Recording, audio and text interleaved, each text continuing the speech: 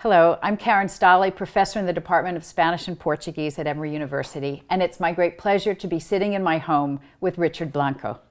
Richard likes to say that he was made in Cuba, assembled in Spain, and imported to the United States. His family left Cuba when his mother was 7 months pregnant with him, and he was born in Spain. About a month later, they left Spain for the United States, where they lived first in New York City and then in Miami, Florida, where Richard grew up. He earned a BS in civil engineering and an MFA in creative writing, both from Florida International University. But most people probably know Richard Blanco as the 5th inaugural poet of the United States, the youngest, first Latino, and first openly gay person to hold that honor. In January 2013, he read an original poem that he wrote for the occasion of President Barack Obama's second inauguration. The poem, titled One Today, was a wonderful experience for all who heard it either that day or later on YouTube. Richard, could we begin by talking a little bit about your journey to and through education? Sure. And what led you to that amazing moment in January 2013? Sure. It's a kind of a complex story. I think anybody's story can be complex, but it really begins with my mother. My mother was the youngest of 8 children in Cuba, in rural Cuba. Grew up in a dirt floor home, and was the only one that was able to go to school because she was the youngest. So she used to ride horse to the university and whatnot. So my mom always held a really strong sense of how important education was for us. And we grew up in Miami, as you mentioned, and we didn't put on the air conditioning just so we could my mother could save enough money on the electric bill so we could go to what was the best school they could afford, which was a Catholic parochial school. So since a very young age, I just kind of always felt that, without even really talking about it, how important education was. We did without a lot of things, but I never had to ask my mother for money for pencils or textbooks or anything. That was always a given. That education was always going to be a part of my life. In that journey, though, I was one of those weird kids that loved everything. I was left brain and right brain, so I'd draw cars and then paint flowers and all that stuff. So I think maybe now as I think about it, it was my mother's just sense of just exploring and curious about everything and about all knowledge, right? So when it came time to decide on what to study and what to become, what to be in life, it was a little bit difficult because I had a lot of choices, so to speak, at least in my mind. But that was also offset by being a working class family, also my parents being Cuban, so there's a cultural divide. When you tell a Latino parent that you want to study English, they're like, "Don't you know English already?" Right? So I studied engineering because I really did enjoy math, and though I had always was curious about the arts, dabbled in the arts. Again, as a working class family, my parents didn't know quite how to support that.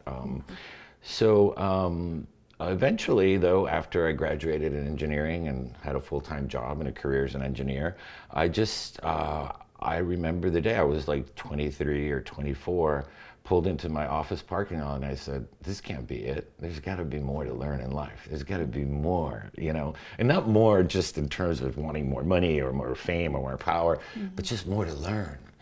And do you remember your first experience with a poem in a classroom? Did it happen in a classroom or outside of a classroom? Well, in and out. So there's a kind of sort of an informal education. My mother would write little poems she worked in a bank all her life. She would write little poems for retirement parties or baby showers, little versos, just fun stuff. So, and she used to sing a lot. And so I think there was a little poetry in that. But then there were particular moments a couple particular moments in high school, especially, and even before high school. One, I remember stealing my older brother's textbook, 101 Famous Poems, which was 101 famous British poets, basically. And just to see, I used to be a snoop, just to see what he was writing in the books. And I remember reading Lines Composed Above Tintern Abbey by Wordsworth, and I was like, I didn't know what the words meant, but I knew that sense of loss was something that I knew my parents felt from leaving Cuba. That sense of exile, that sense of longing, that sense of displacement. So that was one little moment. A big moment, I should say. There's another moment in high school. First of all, reading Romeo and Juliet, because I'm just a romantic. So like, that was just the language just enveloped me, and I started really connecting with the word. And then one particular moment in senior year in high school where I read the love song of J. Alfred Prufrock on my own as sort of an independent study period, and I just started bursting into tears. And again, there's this knowing without knowing. I didn't know what every single thing meant, but I knew the feeling, almost like a song. And I think that stayed with me. That was a seed that was planted, even as you became an engineer. And then it just kind of went dormant for a little while. Yeah. So how did the process of learning to be an engineer and the process of learning to be a writer differ? How were you as a learner different? Well, I think as I see it, and maybe 2020, hindsight is 2020, right? But I actually don't. Well, I should say maybe the process of education is different, and of course, in terms of a career and your day-to-day duties and that kind of stuff, obviously there are different things about how you walk about in life as a poet or as an engineer. But two things happened with me in that sense. One, I think all knowledge is connected. So my math courses actually taught me a lot about writing, because writing poetry and writing itself has a very big left brain component, looking for structure and pattern, looking how to break that structure, right?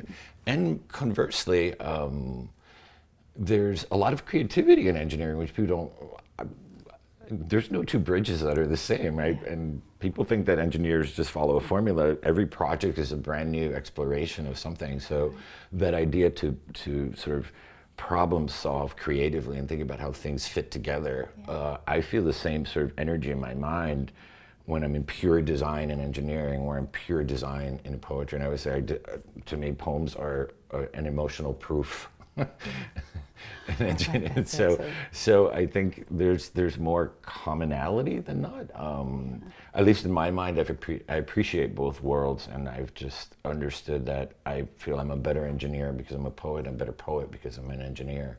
Well, I've always thought, looking at your work, that it's all about bridges, whether it's engineering bridges or using language to build bridges between communities, places, experiences. Yes, that's exactly, and bridging those two types of seemingly very different kinds of knowledge and skill sets are really all related. And if we look in general at who are the biggest innovators or what are the biggest discoveries, they're always about synthesis of information, of knowledge, rather than siloing information and siloing education. So I'm like the poster child for liberal arts. That's good. We like that. So it occurs to me that there are two words, as you know, in Spanish to refer to knowledge and knowing. One is saber, which refers to the knowledge that comes to us through our head, and the other is conocer, which refers to the knowledge that comes through the heart and through the gut and through experience. So it seems to me that you're talking a little bit about that saber, conocer, and bridging the two. Yeah, and I think you move between those two spaces in any endeavor, right? And sometimes, even an engineer, but I'll speak more to poetry because maybe I'm more of a poet now than I am an engineer. But yeah, you move between those two spaces, what I would often say left or right brain, right? In some ways. A poem begins in this pure sort of in the body, right? In this pure sense of feeling like song. But at some point you gotta sort of piece that all together and take all the tools that you've learned from all the writing you've done, but also the craft instruction from your education and whatnot, and use those to piece together. So it's always, to me, a balance of those two things, and one usually can't happen with the other, but it usually has to begin with that, as I say, knowing without knowing. Yeah. So you talked about tools, and that makes me want to return to something we were talking about before, and that was being a first-generation college student. And would you talk a little bit about the tools? What was your toolkit as a first-generation kid? in that sense, I mean, I think, my mother was one of those, as I explained, was one of those toolkits. I found myself, and I think they have done studies that bilingual people are eventually become better problem solvers. So I remember translating for my parents when I was 2 or 3 years old, not whole phrases, but small words or, not whole conversations, but just small things. And so I really, that was part of my education as an immigrant by 45 days, but an immigrant nonetheless, but growing up in an immigrant exile family, of course, I might as well. And so I think that was a big part of the education, was just knowing that there's more than one way to look at a problem or at a thing or the world, and especially with language, that language is not just something that you use to communicate, but a way of breathing, living, being, walking through life, right? And so I guess that duality has expressed itself in all different ways: poet, engineer, right? Yeah. Cuban American, so culturally as well, carrying those two things. There's always a kind of dichotomy that follows my life, and that's part of my education, to always look at something at least two ways. Right. And so how was the experience of being an inaugural poet transformational in all of the ways that you've been talking about? Well, and part of that sort of dichotomy, or that going back and forth, has always been my Cuban and my American, and what does it mean to be in the middle, or what does it mean to be an American, what does it mean to be Cuban, right? So even at that age, at 44, when I was honored in such an incredible way, and was able to honor our country in such an incredible way, part of me still felt that, a real American is that little kid I saw on TV in that perfect little suburb in a neighborhood somewhere. That my story as a gay Cuban immigrant exile, that's not quite the American story. That moment changed all that for me. I realized, that is by nature of our democracy exactly what it means to be an American. It's even in our motto, right? Out of the many, one. And so I finally understood that my story, as well as the millions of people that I represented directly or maybe indirectly, that probably have felt like that and still felt like that in their life. And so I finally felt like I had a place at the American table, and that place included yuca and frijoles negros and French fries. You have since then become a public poet and a citizen poet. And you've had in that role all of these conversations with the public, and also with a big group of students. So what have you learned from that experience? Well, there is something magical that happened on another level besides my own personal sort of feeling of belonging and connectedness to this country. Finally, there is a sense of what is the civic role of poetry in our nation, right? And something that I think was part of what you're saying too, of my education as an immigrant, that we see poetry as just part of the folklore, part of our lives. And I thought, and part of our civics in a way, part of how we learn about our country is through poetry. So I started sort of piecing that together, and having such a public role, and just going out there and trying to be, as I say, an ambassador of poetry, or a evangelizing poetry, because like me, in my own educational process, I didn't have a lot of access to the arts, and especially to poetry. And what I found and it's happens over and over and over again, you give people a chance with poetry, with a contemporary voice, and they realize that there are poets writing about their communities, about the issues that concern them, voicing things that they haven't been able to quite voice. And so, they convert.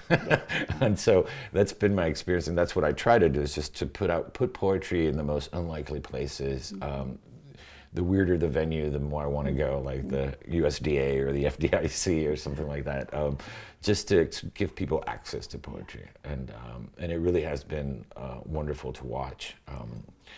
To know that, you know, we don't have a gene that's an anti-poetry gene in our country. Yeah. Yeah. So this is part of your story, right? The power of language to affect change in a changing world. Right? So thinking about people who might be listening to you and thinking, how do I do that? What kind of advice would you have for others to think about language and its power in that way? Well, I'm assuming, I mean, if I don't want to make writers out of everybody, but writing is one good way to do that. Writing poems, writing stories, reading poems and stories, but really just being hyper aware of what language is reaching us every day and what is not being said, and looking for other sources that are challenging even your own sort of dead set beliefs, wherever you're at.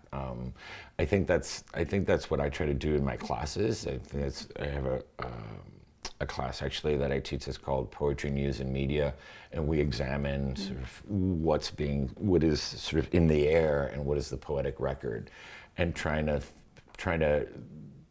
by comparison and contrast, seeing where does the truth lie, and that's something also, I guess, that I've learned again from my informal education, my education I guess from my cultural background, is that I remember, you know, there was stuff in our history textbooks in class that were one story, and stuff in the community at home that was another story. You know, for Cubans in particular, J.F. Kennedy, for example. You know, and then I learned at a young age that the truth is usually somewhere in the gray, and so in the messy middle. In the messy middle, and so I guess that is the one piece of advice.